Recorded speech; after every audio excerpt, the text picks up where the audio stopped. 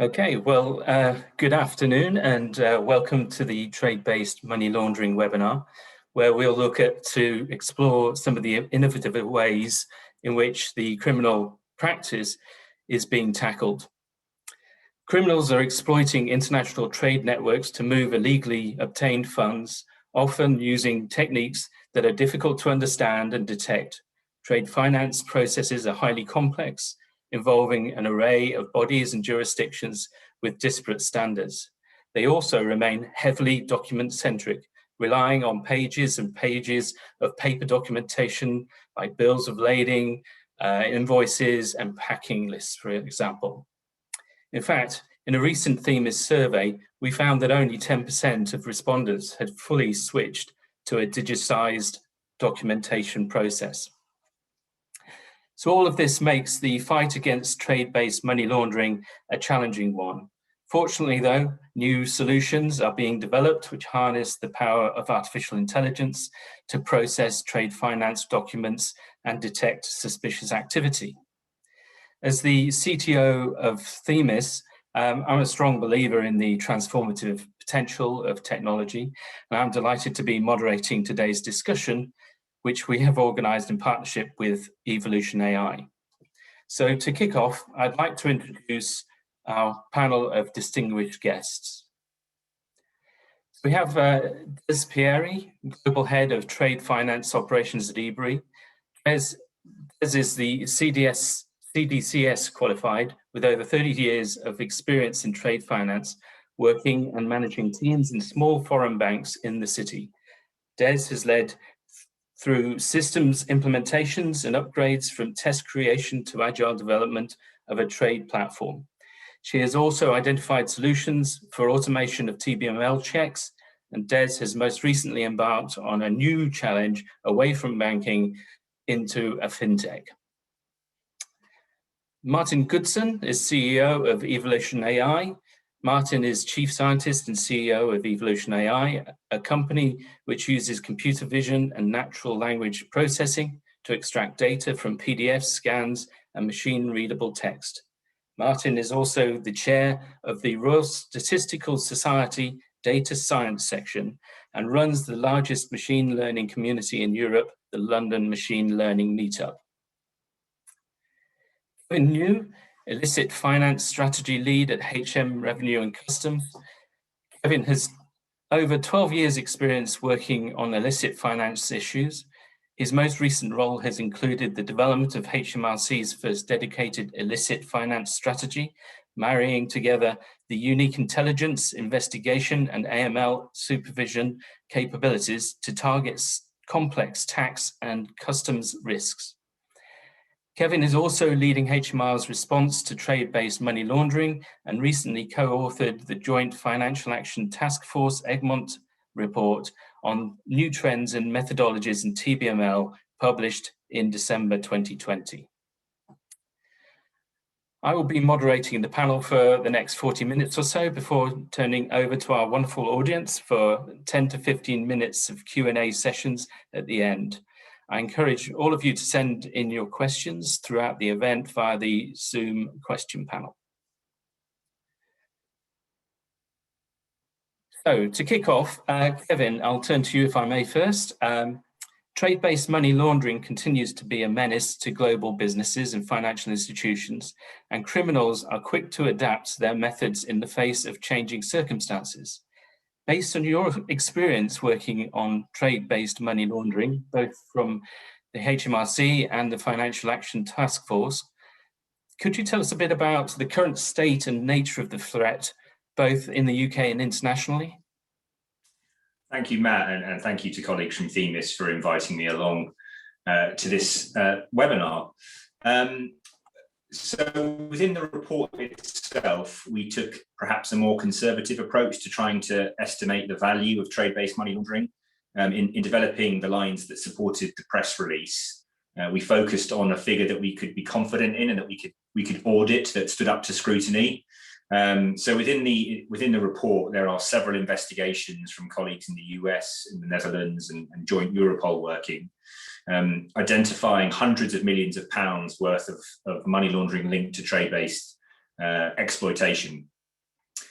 So, there's a kind of quantifiable figure that we work to there, but we know from within the report, and it's something that's kind of touched on in the introduction, that trade exploitation can also be used to facilitate terrorist financing, and colleagues from Italy and Israel had some really good examples of that. And we also know that there's TV exploitation around sanctions evasion, and also looking to circumvent currency controls. So if you kind of aggregate that activity together, you could well be talking in the billions of pounds worth of risk in terms of trade exploitation, particularly when you look at the value of goods and services, and how much that's expanded over the last couple of years. Obviously, there will be a dip as a result of COVID and some of the trade challenges that we saw last year, particularly between the US and China. But that figure is still significant, and there's absolutely no doubt that criminals continue to exploit trade-based money laundering even during the pandemic. In particular, PPE and the massive scramble there was globally to source that material. That was a ripe opportunity for trade-based exploitation. From a domestic perspective, as you mentioned, I'm leading on HMRC's response to TBML. So at a domestic level, we've identified it as a significant risk, both in terms of reputational risk, but also operational risk. Part of the challenge for us, though, is so much of what we see around trade-based money laundering, and was referenced in the Fatah Egmont report, shares synergies with customs exploitation. So people looking to circumvent customs controls will under-declare the value of a good or misrepresent the description of a good. So sometimes what we're looking at, we might think is customs risk, but actually it's trade-based money laundering. And so one of the opportunities for me is really clarifying what our customs compliance process is, and then working out what a suitable response is, working both domestically and internationally in tackling trade-based money laundering, and in particular illicit cash integration, which was a key risk area within the report identified. So big value risk, but also a significant reputational risk, both domestically and internationally. That's fascinating, and particularly the comments around the PPE. Thank you, Kevin. That's great. So I believe that we may have some trouble with people still joining, but we'll persevere as always, and hopefully people can join or catch up on the recording. So I think at this point, although we are waiting for people to join, I'm just checking with everybody that it's okay to move ahead with the poll. We thought we would do a mini poll at this point, and get your views on the kind of following question, which has just come up on the screen. So what do you see as the most concerning current financial crime risk in the trade finance space?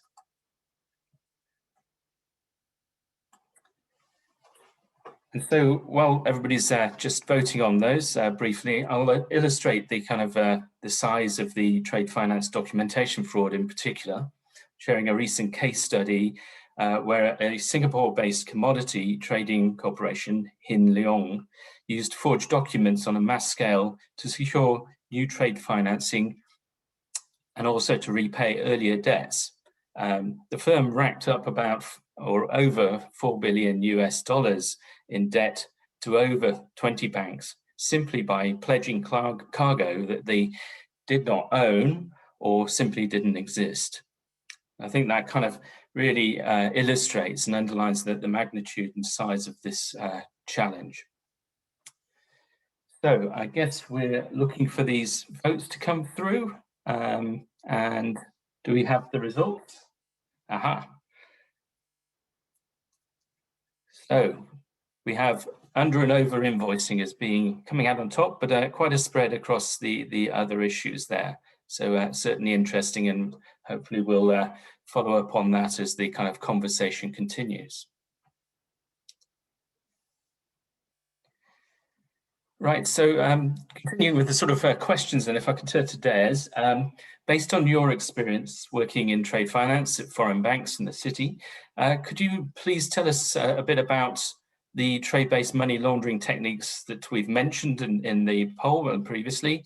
And what forms of TBML have you found particularly challenging to detect when conducting these checks in the bank?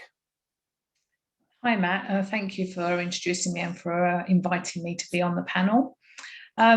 Basically, I mean, I've been in trade finance for 30 years, and I've watched the level of trade-based money laundering checks evolve over time. And I think it's fair to say that these now account for the vast majority of time it takes to process trade transactions.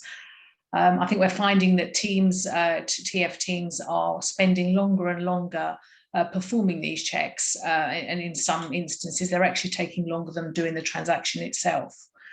I'm going to briefly just address the risks that you listed in the poll that everyone voted on, and I will start with bill of lading fraud. So this can include anything from falsifying a bill of lading and other documents for goods that don't exist. This is for the benefit of the exporter to receive payment under an LC without actually shipping any goods. It's not uncommon for bills of lading to show a different port of loading than the ones that the goods have actually been shipped on. This can be often for the purpose of concealing the port of origin, particularly in the case of sanctioned and high-risk jurisdictions, and in turn it disguises the origin of the goods as well. We also, it is quite common to see bills of lading with incorrect shipped on board notations. This is for goods that have not yet been shipped. And whilst this can be for the purpose of committing fraud, I think often we find that they do it in order to comply with the latest shipment date under letters of credit. So in order to mitigate these risks, banks and FIs, they're using a vessel and container tracking portals.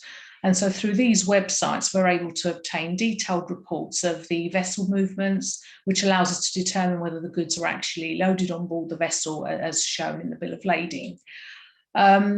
Obviously, fraudsters are wising up to this and finding more and more ways to avoid detection. One of these is switching off the vessel's AIS, the automatic identification signal. And whilst this can be done for a variety of legitimate reasons, a vessel whose AIS tracking has been switched off does raise red flags, and it could indicate an attempt to hide the vessel's location, so either to conceal illegal activities or the fact that it's entering into a sanctioned or prohibited port. We do find that we detect a lot of these through using portals like Lloyd's Intelligence, but obviously there are some that that are missed. The second one mentioned was under and over invoicing. And so this is where the price of the goods is deliberately misrepresented so that the buyer or seller can gain excess value as a result of the payment, depending on whether the goods are over or under invoiced. Personally, I would say this is a very challenging one to identify because it can be very difficult to determine whether the goods price is in line with market value. And of course, it's also acknowledged that parties are seeking to make profit, and in some instances, we may not be able to obtain source documentation to determine the exact value of the goods. I think furthermore, TF professionals, they can't be expected to possess detailed knowledge for every type of product being used for shipments. So thus it makes it very difficult to determine whether in fact the goods are being under or over invoiced. The third one on that list is under or over shipment. And this is where the seller ships more or less quantity than he's actually invoiced for, or he's shipped goods of a lesser quality than what's shown in the invoice, thereby again misrepresenting the true value of the goods. I think the effect here is safe to say it's similar to under and over invoicing. The fourth one on that list, multiple invoicing. So again, where an exporter can issue more than one invoice for the same goods. This way, they can justify receipt of multiple payments for the same goods. And I think this is very challenging to detect, particularly as the colluding parties are more likely to use more than one bank or financial institution to facilitate these type of transactions. They're very unlikely to use the same bank for the same goods, and so then it becomes harder to detect. The fifth one on that list, misrepresentation of the quality and the type of goods. Parties can structure transactions in such a way so as to avoid alerting suspicion to the FIs or any other party involved. And this can be done simply by omitting information from the relevant documentation or often sort of deliberately disguising or falsifying it. The sixth one, bribery and corruption. I think there are numerous points throughout the life cycle of a trade finance transaction that are susceptible to bribery acts. And this can be anything from bribing an official to falsify a certificate of origin to bribery in order to secure a contract. And then the final one on that list, breach of sanctions regime. I think that this particular one is always a concern for banks and for FIs, and in particular as it is a moving target. A country or entity can be placed on a sanctions list at any time. And unless banks have ongoing screening and monitoring tools in place, it can be very difficult to detect this. In addition to this, obviously, there's various lists that are required for screening, and these need to be regularly updated. So I think generally speaking, trade finance professionals are finding it more and more challenging to perform these checks that are required. And having to do them on various different portals, I think is another challenge.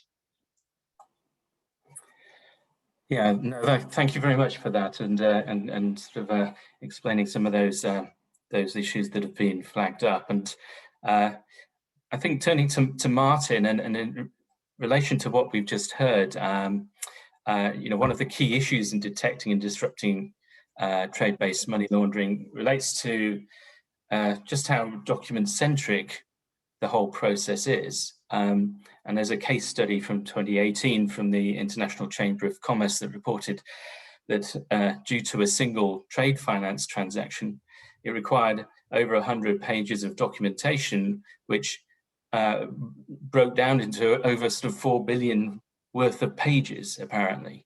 I guess given the sort of size of the challenge there, how do you go about dealing with such a document-heavy type of process?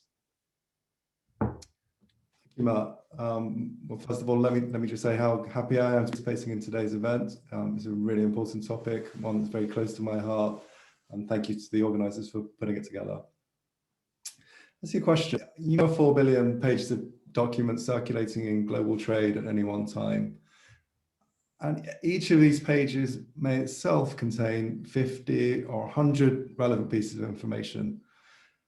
And any method of monitoring, manual or automated, is reliant on high quality data from those documents. So, Des, I think, did an amazing job of highlighting some of the ways in which the data can be used, but all of them are reliant on data that's been extracted from one of these pages of documents.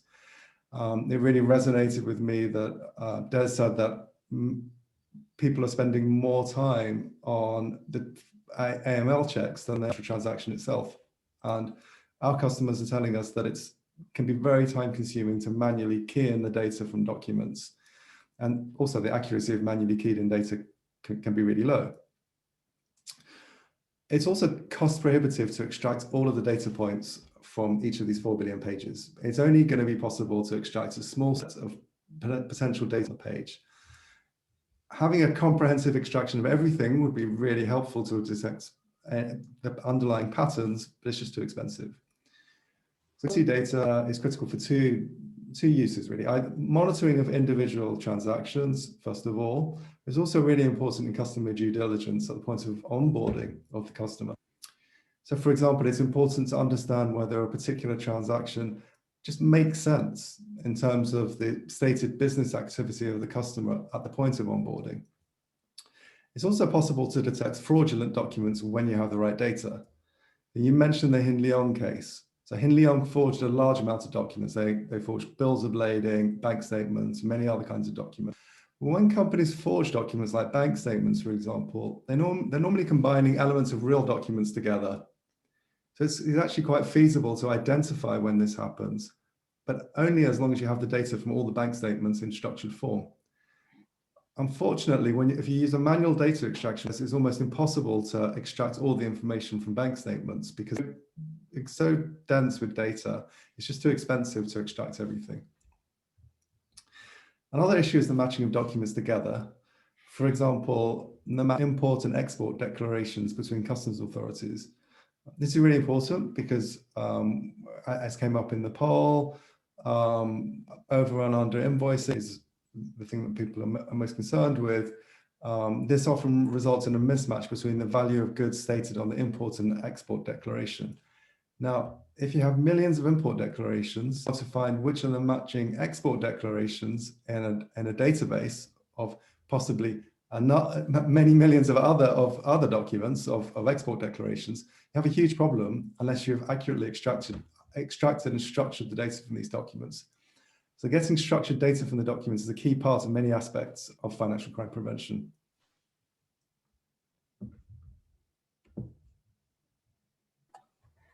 Thank you very much there, Martin, for going through that and giving us a sort of a view of the challenges that we face, and we can't process all the documents in the world, as you said. So just moving to Kevin then, the international political aspects of trade documentation are also very interesting. Financial institutions sometimes only have access to a portion of the documentation involved in an end-to-end deal due to certain countries' privacy and confidentiality laws. Also, in some jurisdictions, electronic trade documents are actually prohibited, or at least have an unclear legal status. So what are your thoughts on the international cooperation that's going on to combat trade-based money laundering, especially on that documentation front? Yeah, I mean, the nature of trade-based money laundering it's primarily an international phenomenon, although we have seen the exploitation of domestic supply chains. But I think the growth of public-private partnerships has been a real positive step. And I think that was something we noted in the FATF report as different from the 2012 report done by the Asia Pacific Group. The key development since then has been the growth of public-private partnerships where law enforcement are having quite mature and robust conversations with financial institutions at a domestic level. So that's kind of mitigating the risk as they see it in front of them. And something that I drew out in the FATF press conference was really, what's the next step for those? And one feels it has to be growth beyond domestic trees. And so the PPP in Australia, the Fintel Alliance, having quite a mature and open conversation with the Joint Money Laundering Intelligence Task Force in the UK, that feels to me like a natural next step. In addition to whatever bilateral cooperation or trilateral or multilateral cooperation might have it happen within a joint investigation framework, I think that the fact that we're seeing FATF as an organisation mandating or encouraging rather PPPs as best practice, there's not actually technically a recommendation around them yet, but they've seen the value of sitting down and having that robust conversation outside of just specific risk issues and saying what's the strategic threat to the UK and where do banks fit into that. So I think that we're seeing more financial centres developing kind of public-private partnerships. We're seeing jurisdictions that perhaps were reluctant to maybe sit down and have a mature conversation with institutions actually willing to do that now. They are looking at PPP best practice and saying, okay, what is compatible with our domestic law? So it doesn't necessarily have to be the dynamic sharing of operational intelligence. It can be enough to have a strategic conversation around risk. And then that gets kind of exploded and explored across partner jurisdictions or other sort of multilateral forums like FATF or Interpol or Europol or whatever it looks like. And within that, inevitably you're focusing on the illicit cash integration risk because that's where you can have biggest impact. But you can't overlook the fact that having quite a useful dialogue around some of the deficiencies in trade documentation, let's say in the UK, and things that could be improved upon, even from a customs perspective, it's not just about that kind of operational issue. It's about the system issue as well, which I think is really important. I guess the one gap, or the most significant gap, at least from my perspective, is that there isn't really one organisation or body that we can necessarily go to with a package solution and say, right, as the standard setter for international trade facilitation, mandate this across the world. I think that's been a bit of a challenge. We've seen the International Chamber of Commerce heavily involved in this area. We've seen the Wolfsberg Group of financial institutions involved, putting together really interesting documentation, but actually we're kind of doing it slightly disaggregated. So next step, PPPs reaching a crossbound, and then I suppose beyond that, finding a way of introducing more standardization that would address some of the issues that Des and Martin both threw out in their answers. Yeah, thank you very much for that. That's, encouraging signs, I suppose, and but a long way to go. And once again, it's that standardization word and communication issue. So Des, if I turn to you, so you've been working in traditional labour-intensive trade finance monitoring systems during a lot of your banking career so far. Could you tell us a bit more about sort of the challenges associated with these types of systems? You mentioned some of that earlier on, separate portals and so forth. And why is there more need for innovation and new solutions into the trade finance space? I think, Matt, to be honest, the biggest challenge is the manual methods that we use to carry out these trade-based money laundering checks, and the disjointedness of some of these systems. I think users are finding themselves requiring access to various online platforms to perform these checks. And, aside from the time factor it takes to log on to one system and then log off that and log on to another, bearing in mind you can only have one password as well. You have to have only one user per password, so that becomes difficult. You can't then share logins. So aside from that is also the cost for the annual subscriptions, because so where perhaps in the past we used to pay for one subscription to Lloyds Intelligence, now it's per user, so you're charged per user. So I think that can be quite challenging. In an ideal scenario, we would have one platform that users could access, carry out all their checks that they need to do, but unfortunately I don't think that exists yet, although I think some providers are coming quite close to it. Having said that though, nonetheless you would still require a person to review and make a decision. The machine cannot make the decision for you. I think another challenge that we're faced with is the fact that there's often a time lapse between, let's say for example, letters of credit. You can issue a letter of credit and then you perform a whole load of checks at the 3 different stages, and some of those are repeated. So, for example, at the time of issuing an LC, you'll check the applicant, the beneficiary, check to make sure there's no sanctions or adverse media before you issue that LC.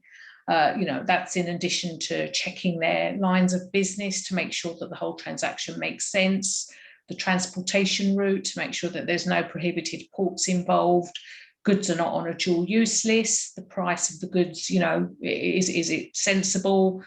Is this open to over or under invoicing? And then also ensuring that the goods do not originate from like a sanctioned or prohibited port. So then the second stage of this is when the documents are actually presented. So once shipment takes place, documents are presented to banks, and the applicant and beneficiary are rechecked for sanctions again, particularly if there's been a bit of a time lapse between time of issuance and shipment, because obviously we run that risk that any one of those parties could have been added onto a list at any one time. So, if you think about it, at that stage, you have to perform that check again, in addition to the vessel checking, the UBO of the vessel, and any other third party that's mentioned within the documents. Then comes stage 3 at payment time. If the documents under LCs are discrepant, for example, it can often be weeks before the payment is effected. So then this means that the parties have to be screened again. So there you go, you've screened an applicant and a beneficiary 3 times in the life cycle of a transaction. I do know that, at some banks they take a risk-based approach and only actually screen the party at payment if more than, say, 5 or 6 days have lapsed. Alternatively, they rely on the payment message itself being automatically screened through one of their sort of screening systems that would sort of any hits would be captured here. So basically, performing all these checks requires access to 4 or 5 different systems and portals, you know, and the cost as well as the time it takes to use these portals can be quite a challenge.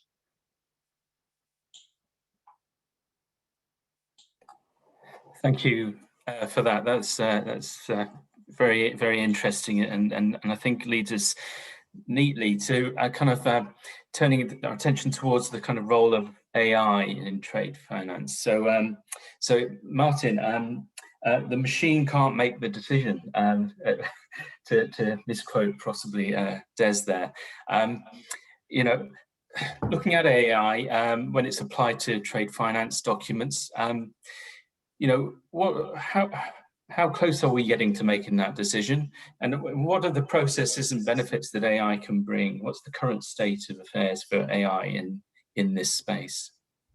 Thanks, Matt. Well, first of all, I should say, you know, my expertise is in artificial intelligence, not financial crime. So anyone with a background in artificial intelligence, like me, to an event like this with so many financial crime experts on the panel, people like Des and Kevin, and also I know many people in the audience.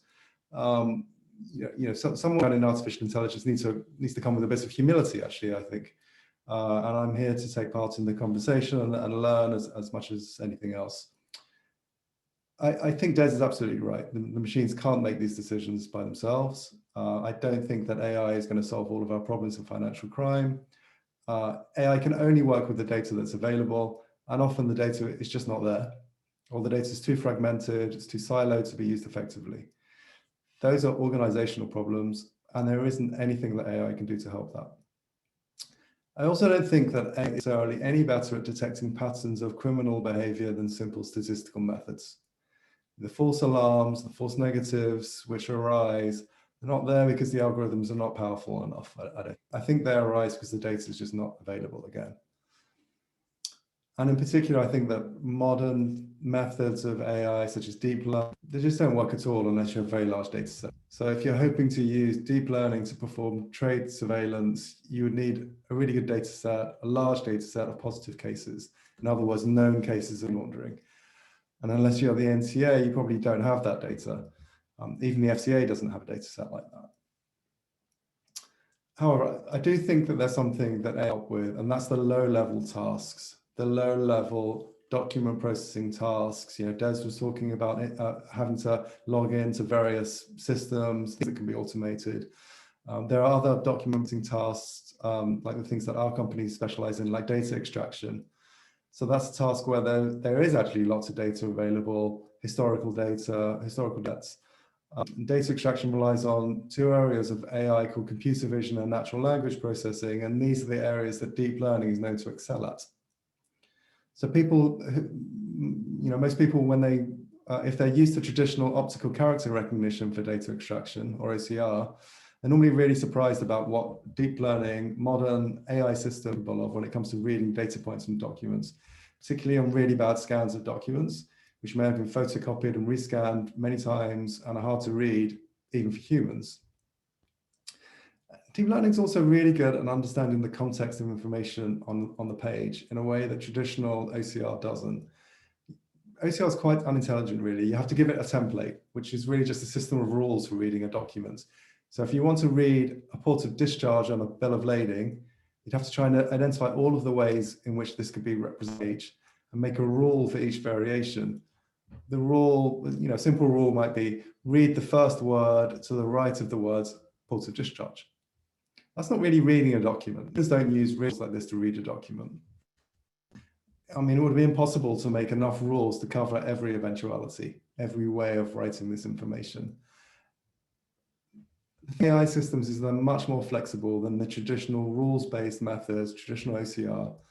They read the page in a way that's much closer to the way a human does, which means that we can now rely on AI systems to extract data at very high accuracy.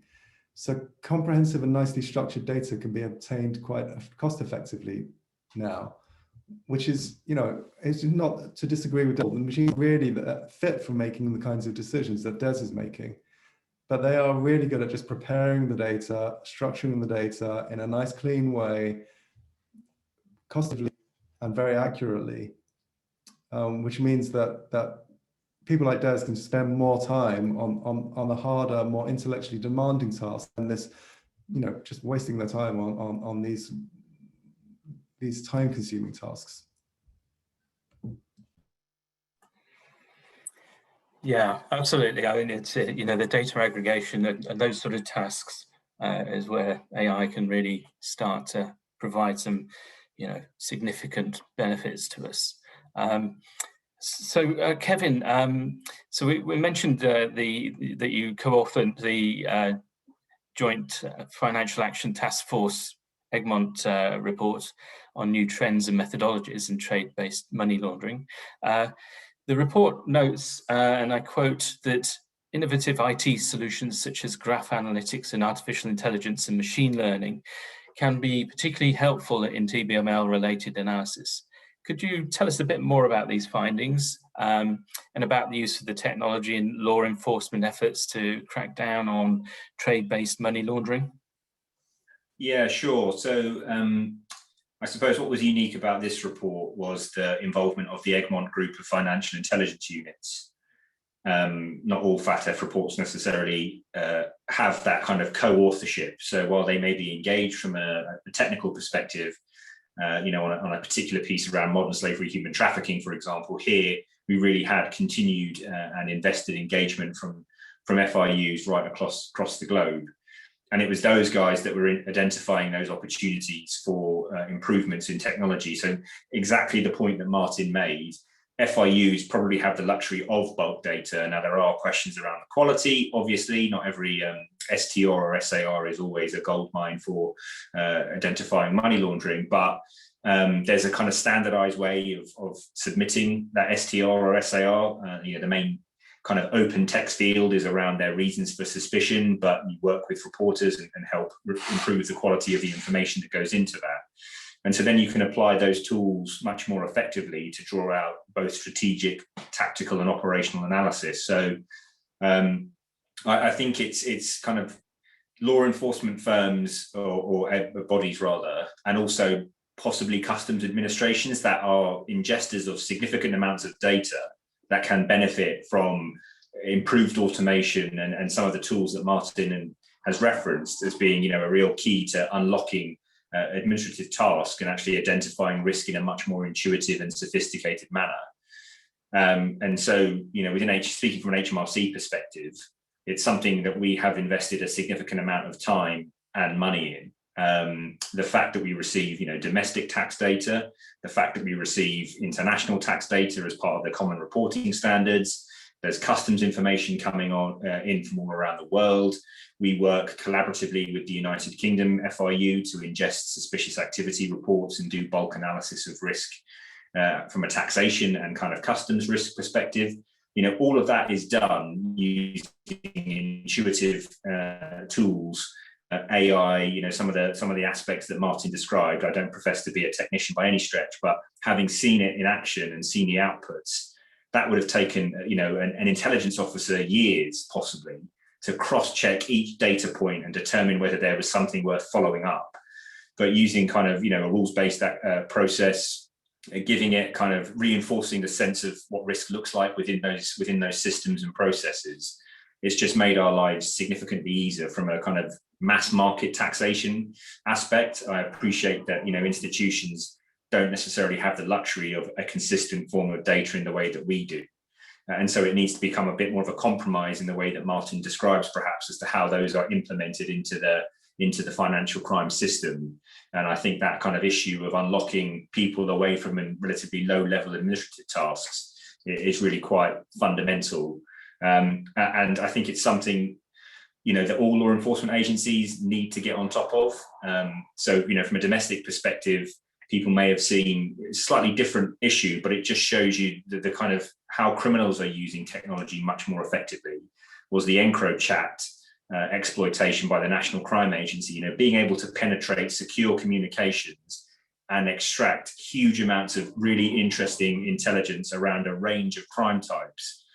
I think that's the kind of future of law enforcement intervention, is taking as much of that data capability as we can, kind of front loading that into the investigation to create more time and space for some of the more traditional aspects, So kind of generating a case for court invests a huge amount of resource, but there's ways we can also automate that system as well. So, you know, I think the future is bright in terms of cooperation between law enforcement and financial technology partners, and it's only going to increase domestically and internationally. Yeah, no, well, that once again encouraging to hear, and essential. It would seem to me that you know, if we're going to keep up with the criminal, well, if we're going to stay ahead of the criminals, maybe one day, then this type of cooperation and mature, you know, way of behaving needs to happen. So thank you for that. Des, I know you've worked on various trade finance system implementations within the banks, including, I believe, the design and development of a few AI-powered platforms. So could you possibly share with us some of the key reflections and lessons learned from this particular experience? Yeah, most certainly. I think it's fair to say that any system is only ever as good as its configuration. So you can have a great system unless it's properly configured, and in the case of AI, unless it's properly taught, you know, you wouldn't gain the benefits of it. So yeah, I have worked on a proof of concept for an AI-powered platform. So yes, in theory, I have seen how AI solutions can reduce the manual intensity of these checks. Ultimately, as we've said, a human is still required to make the final decision whether to proceed or not.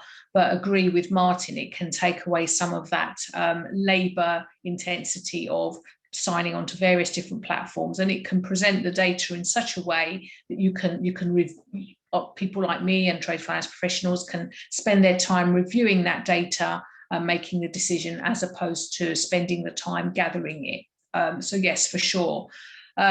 So yeah, I've learned that it is possible for these AI solutions to extract the relevant fields from an incoming MT700 message, and through APIs it can connect to various portals to carry out the checks, such as the adverse media and the sanctions checks. It is even possible to extract the goods from the relevant field in that 700 message to check whether it's on a dual use list. In reality, how often is that goods description in that MT700 set out in such a way that it's easy to identify whether the goods are on that list or not? I can tell you it's not very often. It's also possible to extract the port of loading and check to make sure that it's not on a prohibited list, as well as sort of carrying out checking against any other lists that are maintained by FIs. And then again, at the time of shipment, it's possible for those documents that are presented to be scanned, and then through OCR, information is extracted from these documents that are presented, and through the use of APIs, it can fire out to vessel check, for example, to Lloyd's.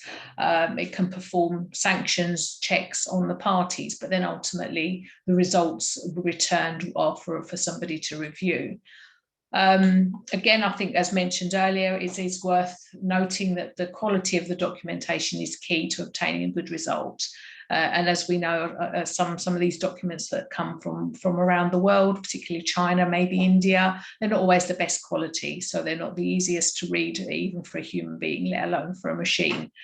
But I have learned that it's not possible for an AI solution to ascertain whether the business of the two parties is in line with the goods that are being shipped, or even to determine whether the goods pricing is actually in line with market price. So there are things that it's not capable of doing at the moment.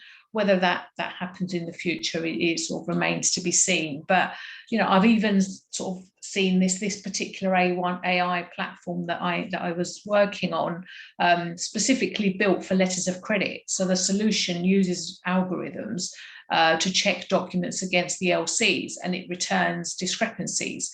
And a lot of this particular system had UCP and ISBP rules built into it. So very, very intelligent, and actually quite a high percentage of accuracy in terms of document checking.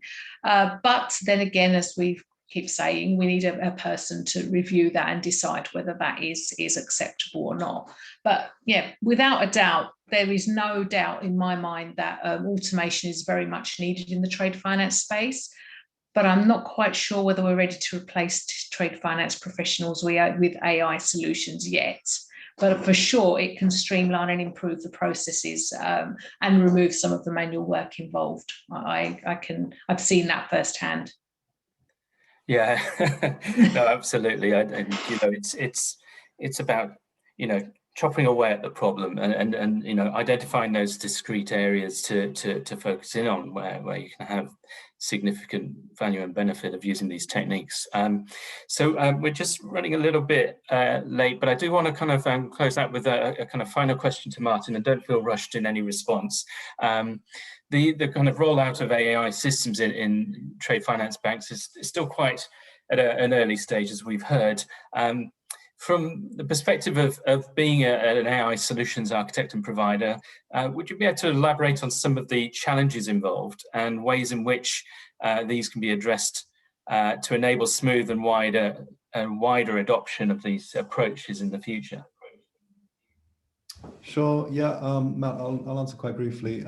So, just first of all, just to respond to something that Des said, I actually think that it is feasible to detect whether goods are in line with a business activity for a company. So our company provide SIC code information to companies like Dun & Bradstreet and various banks. And the way that we do that is by trying to make a decision about what goods and services are provided by a particular company using all of the data that we have available, and then matching the goods and services with a particular business activity.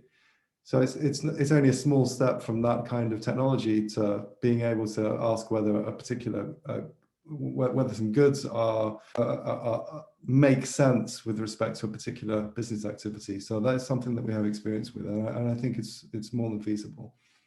But to answer your question directly, Matt, your question, I think, is about blockers to adoption of technology like AI. I think there are a few blockers still. I think the general understanding principles amongst executives is definitely improving. We've seen a lot of improvement in the last few years. There is a big remaining issue of, I think, there is an idea that AI products are inherently risky, which I don't agree with at all. I mean, the problem is we're working in a high risk environment already.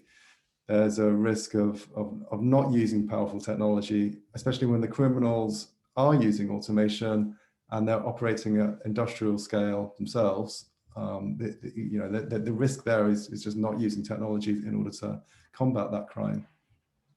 I think regulators have a role to play here. The FCA have been really good at embracing technology, I think. Encourage FIs to do the same. I do think that AI vendors need to take some of the blame for giving into the hype and overstating the capabilities of AI.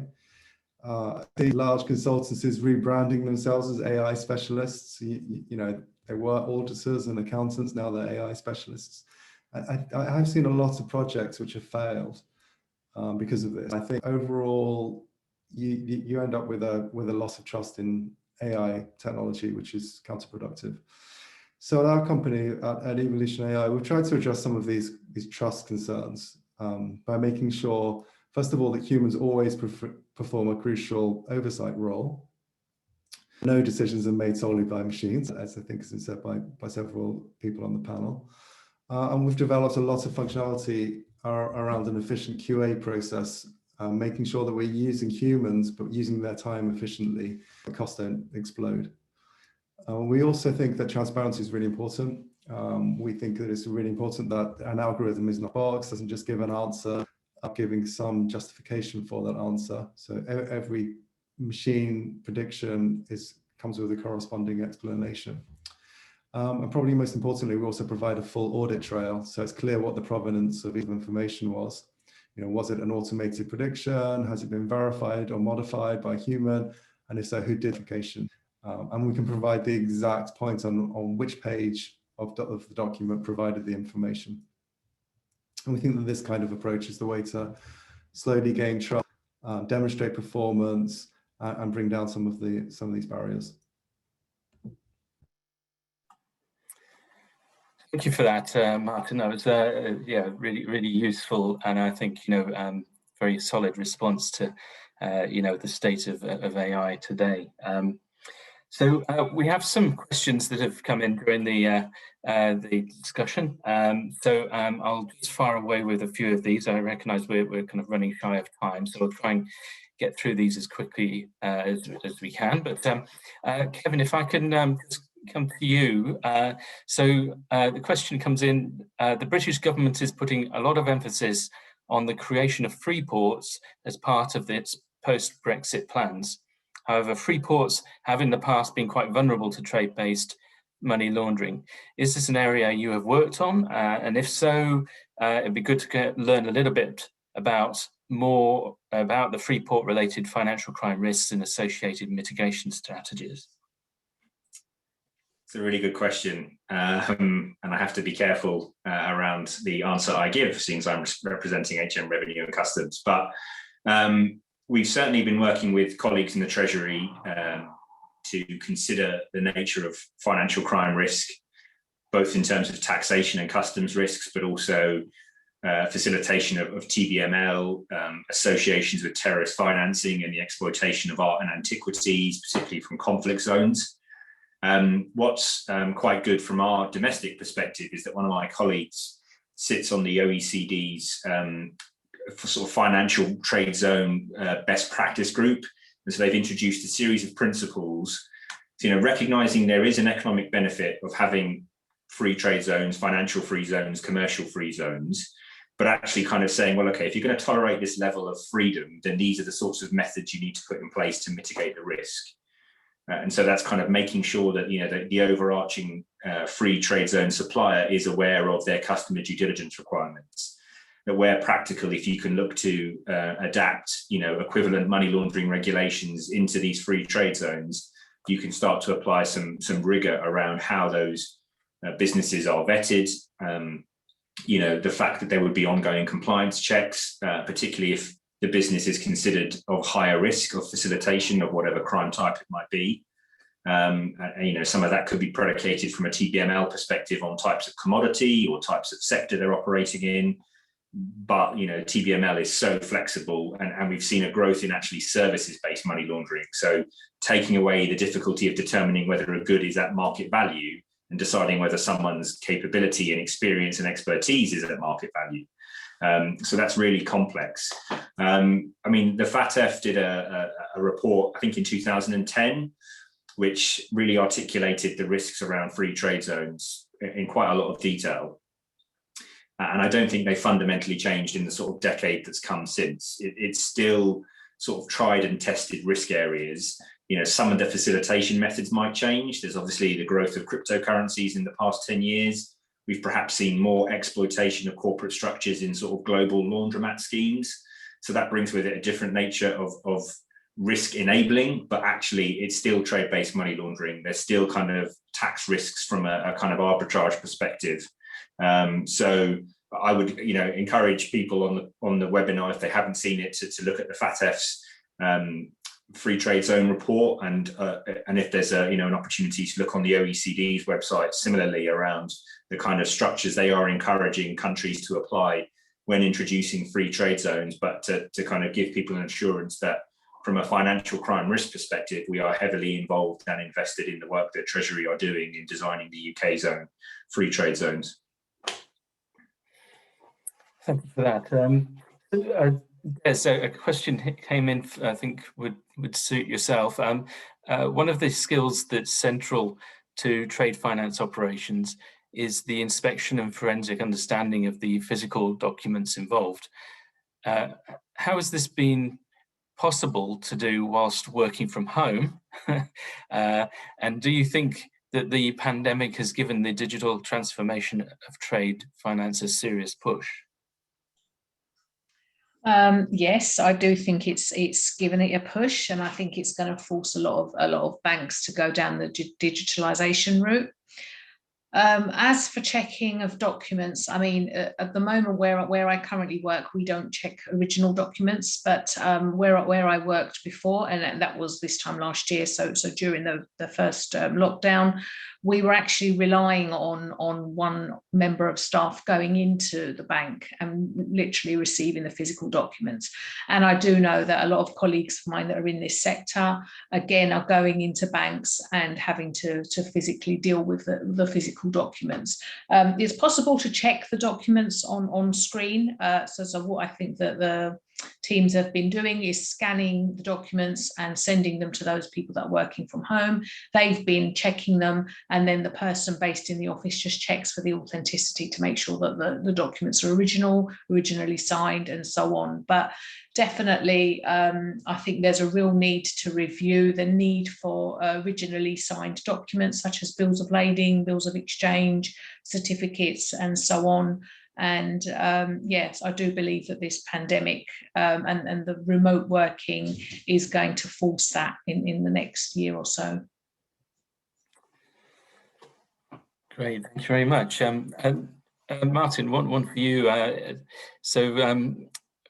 We've sort of talked briefly about sort of AI gaining ground in trade-related sanctions compliance. Machine learning is being applied to name screening and natural language processing to trade-based information that is potentially subject to sanctions embargoes. I'd be interested to hear any views you have on these new sanctions-related applications of AI. And you're just on mute at the moment. Of course I am. Thank you. I'm a bit skeptical. I think, sanction screening, I don't think the issue with sanction screening is the algorithmic. I don't think the issue is really down to which algorithm that you use, so that if you use a more powerful algorithm, a more modern AI-based algorithm, you're necessarily going to get better results. I think it comes down to data. The more data you have, the better you're going to be able to disambiguate names, vessel names, people's names, company names. You just need more data in order to disambiguate them. I don't think necessarily that AI technology can really help when it comes to just matching on names against lists of names and sanction lists. However, I do think that things like dual use equipment and dual use